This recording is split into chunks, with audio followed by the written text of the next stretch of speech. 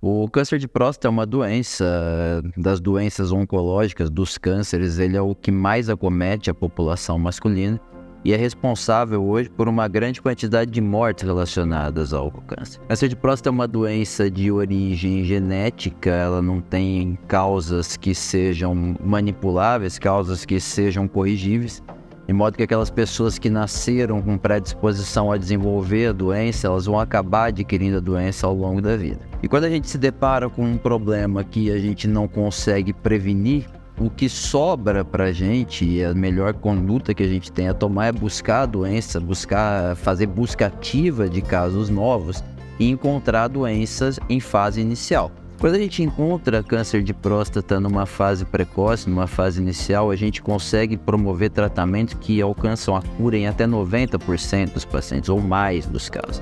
Então é uma doença potencialmente curável, desde que o diagnóstico seja feito no momento correto.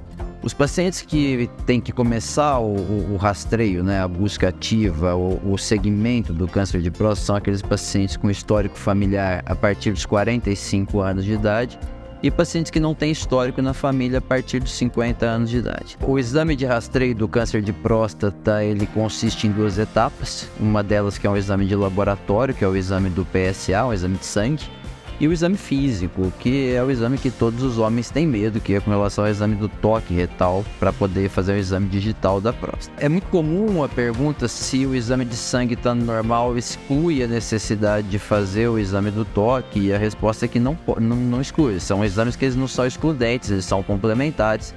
O exame de toque ele pode estar alterado em até 20% dos pacientes com o exame de sangue normal. Uma vez que é feito o diagnóstico da doença, você tem uma gama de possibilidades de tratamento. A gente pode fazer tratamento desde a vigilância ativa, que é simplesmente acompanhar o paciente sem a necessidade de intervenção, até tratamentos mais agressivos, como cirurgia, radioterapia, quimioterapia. Enfim, isso tudo depende do momento em que a doença for diagnosticada. O câncer de próstata, apesar de ser uma doença tratável, ela enfrenta ainda uma série de tabus. Tem muitos homens que deixam de procurar auxílio médico por vergonha, por receio de fazer o exame físico.